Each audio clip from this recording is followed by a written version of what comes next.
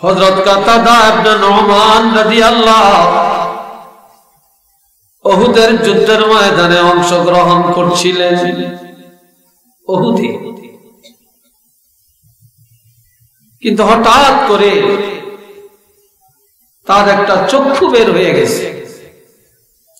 কাফেরদের তীরের আঘাতে চোখটা বের হয়ে গেছে। তো চোখ যে বের হয়ে গেছে, চোখের মধ্যে রগ আছে না, এই রগের মধ্যে এইভাবে জ্বলতেছে।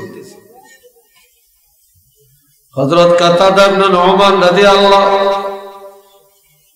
জ্বলন্ত চক্ষু নিয়ে যুদ্ধ করেন, কিন্তু ব্যথা বেদনা বেড়ে যায়, অস্থির হয়ে যায়, যুদ্ধের ময়দানে টিকতে পারে না। তখন তিনি চোখের মায়া আর করলেন না, টান দিয়া নিজের হাতে চক্ষুটাকে ছিঁড়ে ফেললেন, রগের থেকে ছিঁড়ে এবার তিনি যুদ্ধ শুরু করলেন। রক্ত যাইতে যাইতে দুর্বল হয়ে গেলেন, ব্যথায় দাঁড়াতে পারেন না। আল্লাহর হাবিবের কাছে গেলেন। নবীজি বলে, কাতাদা তুমি যুদ্ধের ময়দান ছেড়ে দিলা কেন? কই, ইয়া রাসূলুল্লাহ, এই যে দেখেন আমার একটা চোখ বের হয়ে গেছে, আমি অস্থির, আমি যুদ্ধের ময়দানে থাকতে পারি না। নবীজি বললেন, কাতাদা তুমি বেহেশত চাও না চক্ষু চাও? তুমি কি বেহেশত চাও না চক্ষু চাও? হযরত কাতাদা রাদিয়াল্লাহু বলেন, ইয়া রাসূলুল্লাহ, আমি বেহেশত চাই না, বেহেশত চাই না, আমি চাই আমার চোখটা যেন ভালো হয়ে যায়। সুবহানাল্লাহ বলবেন না? আর একটু আস্তে কর। আমার চোখটা যেন ভালো।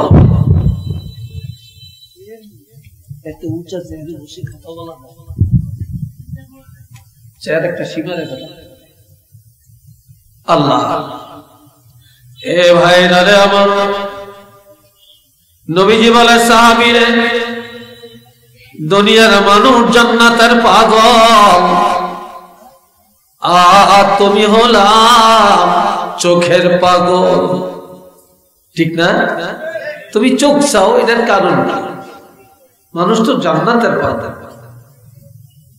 হযরত কাতাদা রাদিয়াল্লাহু বলে, ইয়া রাসূলুল্লাহ, বেহেশত চাইলে পাওয়া যায় না, বেহেশত চাইলে পাওয়া যায় না, তবে কাজের বিনিময়ে, আমলের বিনিময়ে যখন আল্লাহ খুশি হয়ে যাবে, আল্লাহ যখন খুশি হয়ে যাবেন, তখন আর জান্নাত চাওয়া লাগবে না, আল্লাহ খুশি হয়ে জান্নাত দিবে।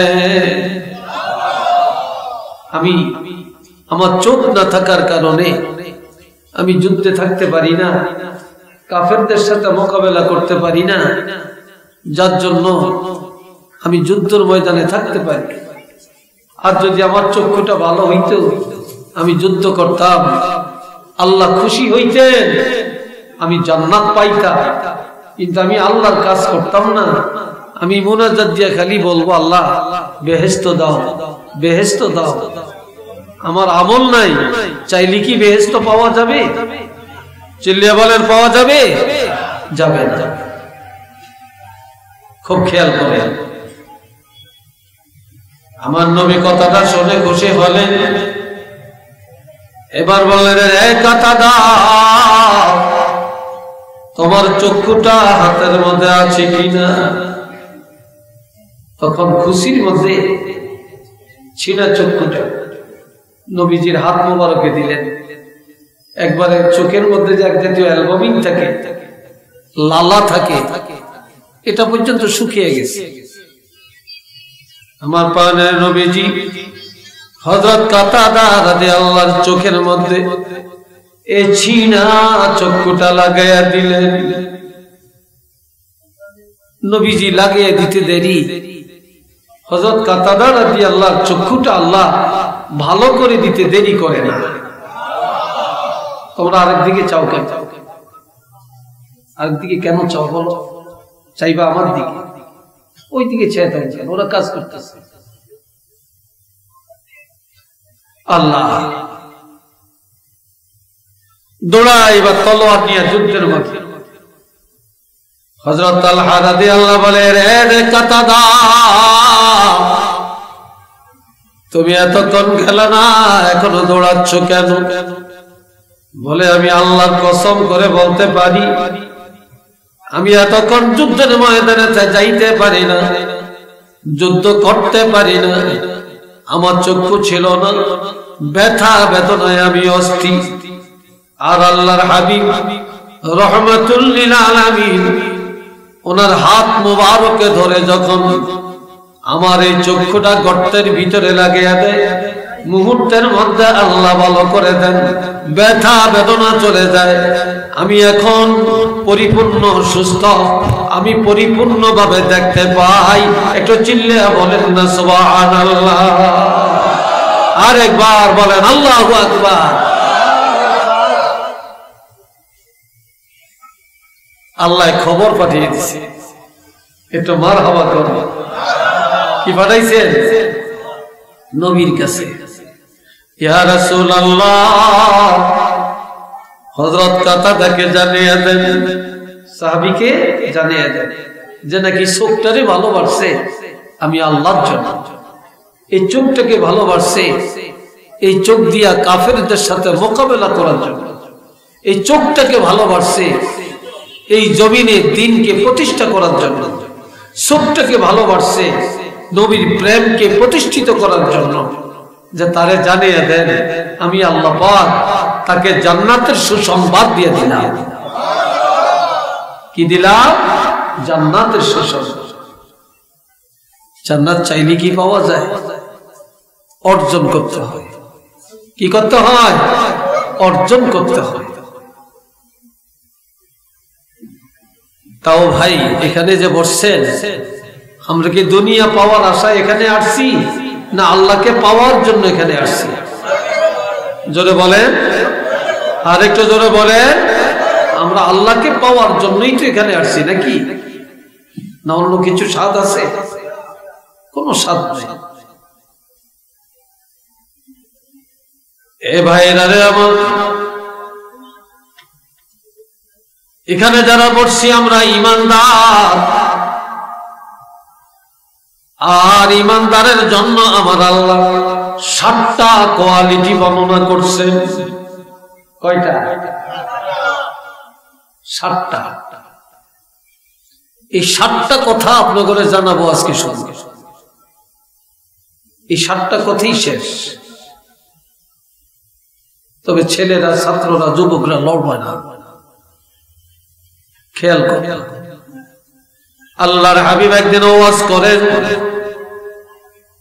নবীর ওয়াজ তো এই যে এখন যত ওয়াজ এই সবই তো নবীর ওয়াজ। নবী আলোচনা করছেন, হঠাৎ করে নবী আলোচনা বন্ধ করে দিয়া মসজিদের ভিতরে ঢুকে গেছে। মসজিদের ভিতরে সাহাবীরা আশ্চর্য হয়ে গেলেন, এটা কেন? হঠাৎ করে মসজিদের ভিতরে থেকে আওয়াজ আসে, গুনগুন গুনগুন আওয়াজ, মধু পোকার আওয়াজের মতো, মধু পোকার আওয়াজের মতো। আর একটা গ্রান আসতেছে মেশকো আম্বরের মতো। সুবহানাল্লাহ কইয়ের নাম না, আর কইলো আসতে কইয়েন, আমরা পয়সা খরচিব, শক্তি ব্যয় হইব। সুবহানাল্লাহ কইলে তো গুনাহ হবে। কি সুবহানাল্লাহ বলে গুনাহ হবে? একবার সুবহানাল্লাহ বলবেন, আল্লাহ পাক সাথে সাথে হাদিসে আছে জান্নাতে আপনার জন্য একটা বাগান সাজাবে। আর এটার জন্য এত বকিনি। একবার আলহামদুলিল্লাহ বলবেন, আল্লাহ পাক সাথে সাথে আপনার জন্য 8টা জান্নাতের দরজা খুলে দিবেন। আপনি একবার আল্লাহু আকবার বলবেন, আল্লাহ মহান বলবেন, আল্লাহ সব ফেরেশতাদেরকে নিয়ে বলবেন যে আমার যে বান্দারা বলছে আমি মহান, আমি আল্লাহ ঘোষণা দিলাম আমার ওই বান্দাগুলি আমি আল্লাহর কাছে মহান।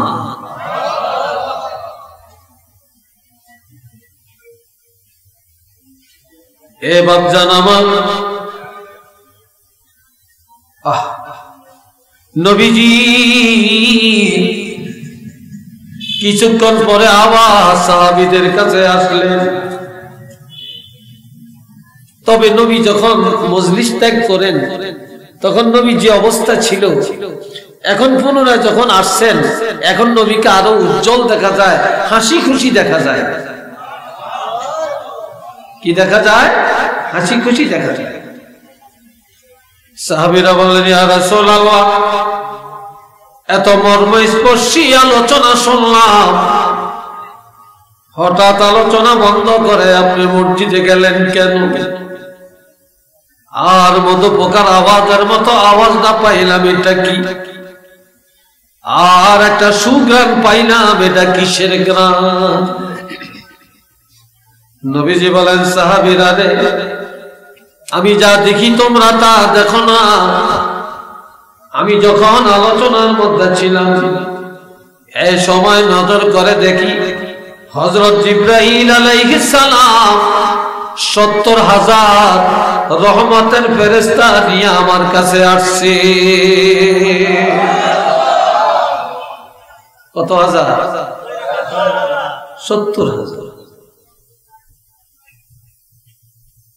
আমি ফেরেশতা দেখে আমি আর এখানে থাকি না, ফেরেশতা দেখে আমি মসজিদে চলে গেলাম না। এই ভাইরা রে আমার, এই সময় এই দুগা ছেলে উঠছে গেলে জিজ্ঞাসা, আর কতরি আছে হুদাও কি করে, এটা বুঝায়, বুঝায়, হুজুরে দেখায় যে আমার ফোন আইছে, আসলে মৃত্যু খাবিস।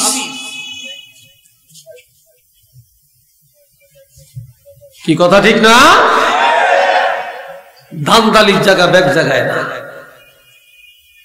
ধান্দালি করতে করতে আমরা তো এত খারাপ হয়েছি।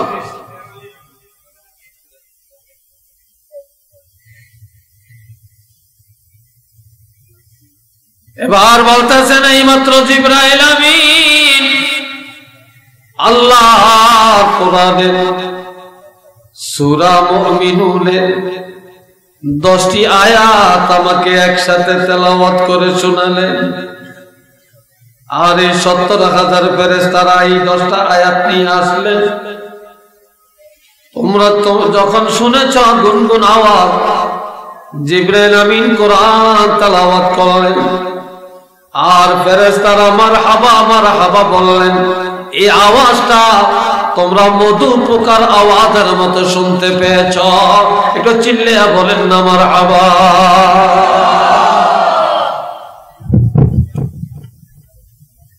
আর যে গ্রামটা পাইছো এটা কি জানো? নবীজি বলেন, এই যে গ্রামটা পাইছো, তোমরা কি লোহে মাহফুজ দেখছো? কয় না। লোহে মাহফুজের একটা গ্রাম আল্লাহ পাক তোমাদের নাকের মধ্যে পৌঁছায়া দিলেন। যেই জায়গায় কোরআন ফি কারারিন মাকিন, বা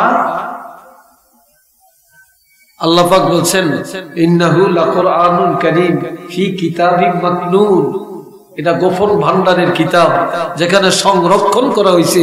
এই জায়গার একটা গ্রান আছে, সেই গ্রানটা আল্লাহ তোমাদের নাকে বুঝিয়ে দিছে।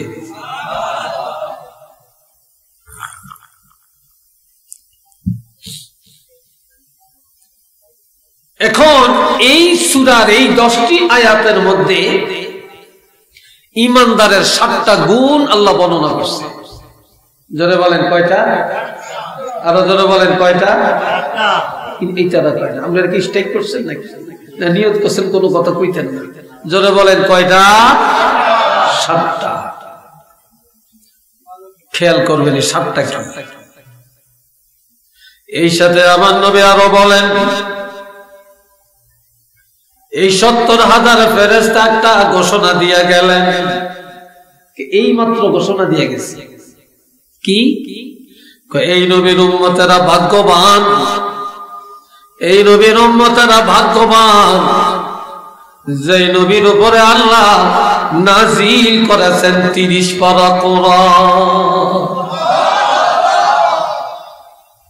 ফেরেশতারা 70,000 ফেরেশতা একসাথে বলতেছে এই নবীর উম্মতেরা ভাগ্যবান যেই নবীর আল্লাহ দিয়েছেন 30 পারা কোরআন। তো ফেরেশতার এই ঘোষণা, এটা কি কোনো রদ বদল হবে? এটা কি বাজে ঘোষণা নাকি? আমগো নবীর উম্মতেরা সবচেয়ে ভাগ্যবান না? জোরে বলেন, ভাগ্যবান না? সবচেয়ে ভাগ্যবান। এখন আল্লাহ ঘোষণা দেন, নবী একটা একটা করে শুনান। বিসমিল্লাহির রহমানির রহিম, قد أفلح المؤمنون। অবশ্যই ঈমানদারেরা নাজাত পায়া গেছে, ঈমানদারেরা কামিয়াব হয়ে গেছে, ঈমানদারেরা সেরে গেছে, ঈমানদাররা জামিন পায়া গেছে। ঈমানদারের ভয় নাই, ঈমানদারের চিন্তা নাই, ঈমানদারেরা জান্নাতি হয়ে গেছে। কি হয়ে গেছে? জান্নাতি হয়ে গেছে। কিন্তু ঈমানদাররা এখনো কবরে যায় না, এখনো মরে না, জিন্দা থাকতেই আল্লাহ ঘোষণা দিচ্ছেন ঈমানদারেরা নাজাত পায়া গেছে। এটা চিল্লিয়ে আলহামদুলিল্লাহ বলতেন না? আর একটু আস্তে কইবেন না, জোরে বলবেন? মাশাআল্লাহ। কেন? ঈমানদাররা যে মুক্তি প্রাপ্ত এটা তো ঠিক, কারণ এক নম্বরের কারণ আল্লাযীনা হুম ফী সলাতিহিম খাশিউন। ঈমানদারেরা তাদের নামাজে আল্লাহকে ভয় করে। কাকে ভয় করে? কারে ভয় করে? কেউ নামাজ পড়ে নেতারে দেখানোর লাই, বাপেরে দেখানোর লাই, হুজুরে দেখানোর লাই, ঠিক কিনা? সমাজকে দেখানোর জন্য, খুশি করানোর জন্য। আর কেউ নামাজ পড়ে আল্লাহকে রাজি করার জন্য। কেউ নামাজ পড়ে সমাজের ভয়ে, আর কেউ নামাজ পড়ে আল্লাহর ভয়ে। কার ভয়ে? আল্লাহর ভয়ে। কেউ ইলম শিখে আল্লাহকে পাওয়ার জন্য, কেউ ইলম শিখে দুনিয়া অর্জনের জন্য। কি ভাই, কথা ঠিক কিনা? কেউ দান করে আখিরাতে আল্লাহকে পাওয়ার জন্য, আর কেউ দান করে দাতাগিরি ফুটানোর জন্য। কথা ঠিক না? আল্লাহ আল্লাযীনা হুম ফী সলাতিহিম খাশিউন।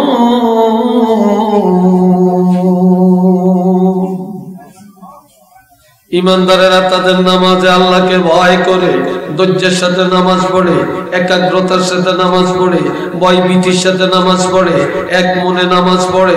দুনিয়ার কোনো চিন্তা করে না, আমেরিকার চিন্তা করে না, লন্ডনের চিন্তা করে না, কোটিপতি হওয়ার চিন্তা করে না, বেগমের চিন্তা করে না, স্বামীর চিন্তা করে না। ঈমানদারেরা আল্লাহকে পাওয়া চিন্তায়, মহব্বতে, ধৈর্যের সাথে নামাজ আদায় করে। ঠিক না? এখানে তো অনেক আলেম আছে, ইমাম সাহেব আছে, হাফেজ সাহেব আছে, আছে না হাফেজ সাহেব? আচ্ছা, একজন আলেম, একজন হাফেজ 2 রাকাত নামাজ পড়তে কয় মিনিট সময় লাগবে? বলেন আপনারা, কয় মিনিট লাগবে?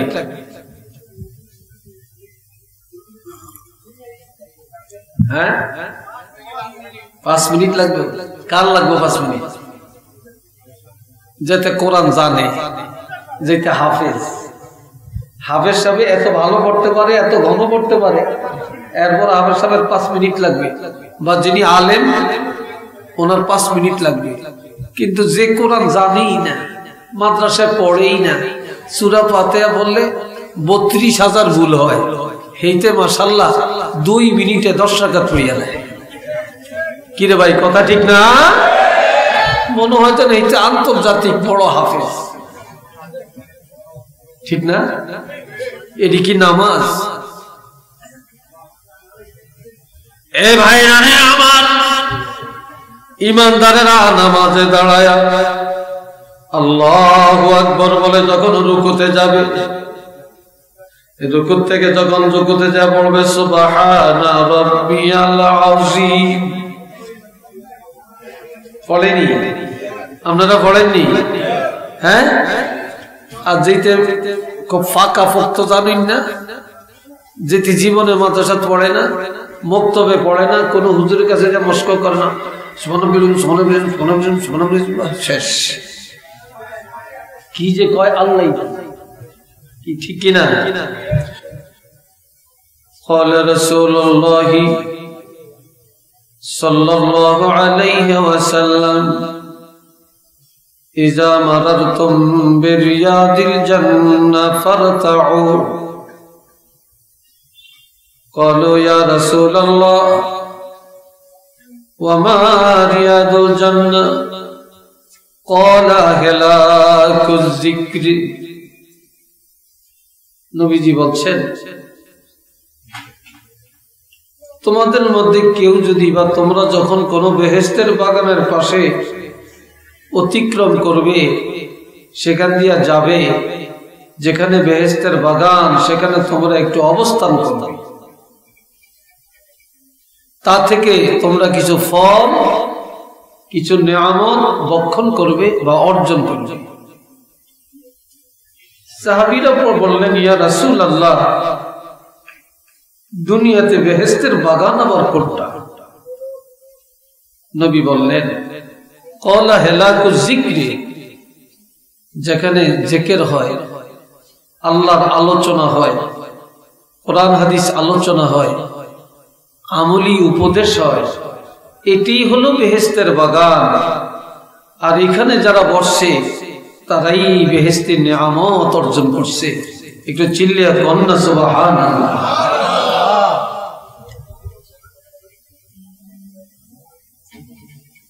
কত চমৎকার কথা রাসূল বলছেন, অথচ আমরা বাহিরে দাঁড়িয়ে থাকি, পাশে দিয়ে হেঁটে যাই, কিন্তু বসতে চাই না।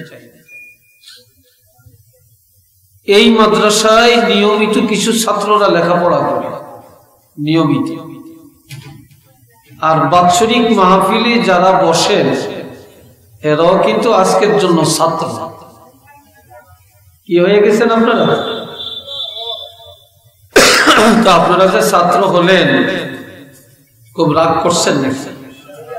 মনে হয় আওয়াজ বের হয় না কেন? জোরে বলেন, ছাত্র হওয়াতে খুশি হলেন না বেজার হলেন? খুশি হলেন। قال رسول الله صلى الله عليه وسلم من سلك طريقا يلتمس فيه علما سهل الله له به طريقا إلى الجنة।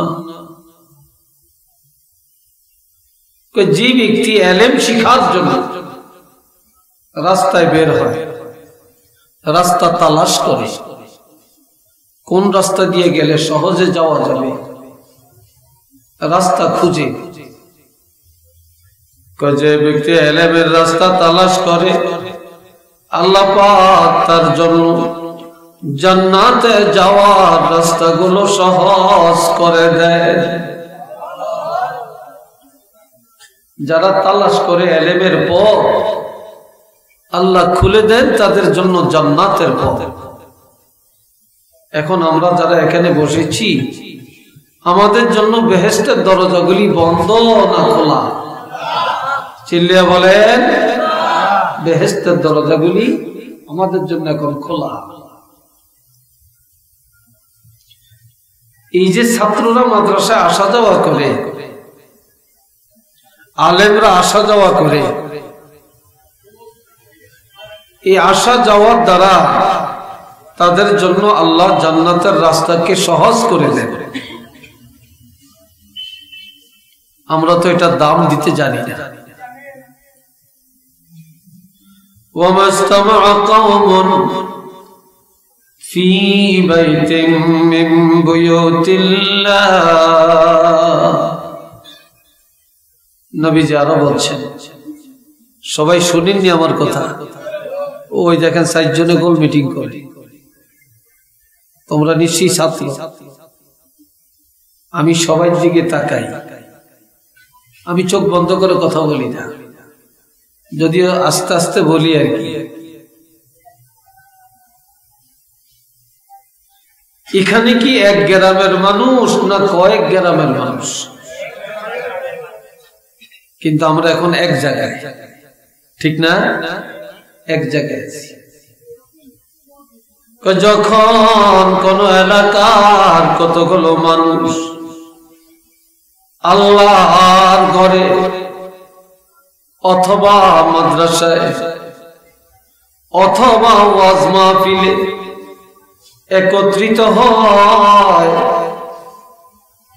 ওয়ায়াতলুনা কিতাবাল্লাহ, আল্লাহর কোরআন তেলাওয়াত করে, আল্লাহর কোরআন তেলাওয়াত করে, ওয়ায়াতাদারাসুনাহু বাইনাহুম, পরস্পরের মধ্যে কোরআন ও হাদিসের আলোচনা করে, ইল্লা নাযালাত আলাইহিমুস সাকিনাহ, ওই মজলিসের শ্রোতাদের উপরে আল্লাহর পক্ষ থেকে শান্তি নাযিল হতে থাকে। আমাদের প্রতি এখন কি তো হয়েছে ফলো হ্যান্ডেলের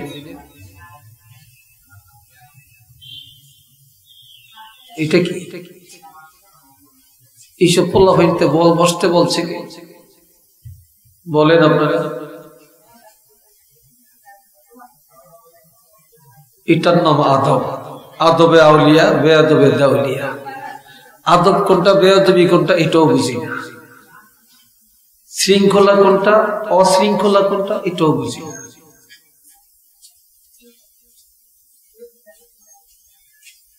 এখন আমাদের উপরে আল্লাহর পক্ষ থেকে শান্তি নাজিল হইতেছে, চিল্লিয়া বলেন আলহামদুলিল্লাহ। এখানে অশান্তি বলতে কিছু আছে? চিল্লিয়া বলেন আছে? নাই। আর কি? ওয়াহাফাতহুম ওয়া গাশিয়াতহুমুর রাহমা, এই জায়গায় চতুর্দিকে আল্লাহ রহমত আমাদেরকে বেষ্টনী দিয়া রেখেছে। আমরা রহমতের ভিতরে ডুবে আছি। কিভাবে? শুধু মাহফিল না, অনেক ছাত্ররা এখানে আছো, আমিও শিক্ষক, আমরাও ছাত্র পড়াই। এই মাদ্রাসার শিক্ষকরা ওস্তাদ, তোমরা অনেক ছাত্র, সে হিসাবে বলছি, ছাত্র হিসাবে। যখন ক্লাসে ছাত্ররা লেখাপড়া করে, কোন টেবিল যদি খালি থাকে, আমার আল্লাহ খালি রাখেন না। কোন মাহফিল আমার আল্লাহ খালি রাখেন না। আর খালি খালি বসে থাকে না। হাফাতহুমুল মালাইকা, আল্লাহর রহমতের ফেরেশতা দিয়া মজলিসটা আমার আল্লাহ পুরায়া রাখে। এখন ফেরেশতা ভর্তি, কানায় কানায় ভরে ফেরেশতারা বসে আছে। চিল্লিয়া বলেন আলহামদুলিল্লাহ। ওয়া গাশিয়াতহুমুর রাহমা, আমরা আল্লাহর রহমতের ভিতরে আছি। কিভাবে? قال رسول الله صلى الله عليه وسلم حتى الحيتان في جوف الماء, পানির ভিতরে মাছ যেমনি ভাবে ডুবে থাকে মাহফিলের মতো আল্লাহর বান্দারা তেমনি ভাবে রহমতের সাগরে ডুবে থাকে। আমরা এখন আল্লাহর রহমতের সাগরের মধ্যে ডুবে আছি। একটু চিল্লিয়া কন্যা মারহাবা, আর একটু জোরে বলেন আলহামদুলিল্লাহ। মাথা নিচু করেন না, আমার দিকে চাপ। ঘুমটুম আসে নাকি? হ্যাঁ, এখন তো ঘুম যাওয়ার অভ্যাস কম মানুষের, কারণ রাত 13টা বাজিয়ে দেয় ফেসবুক চাইতে চাইতে, ঠিক না? জীবনটা বরবাদ। এ ভাইরা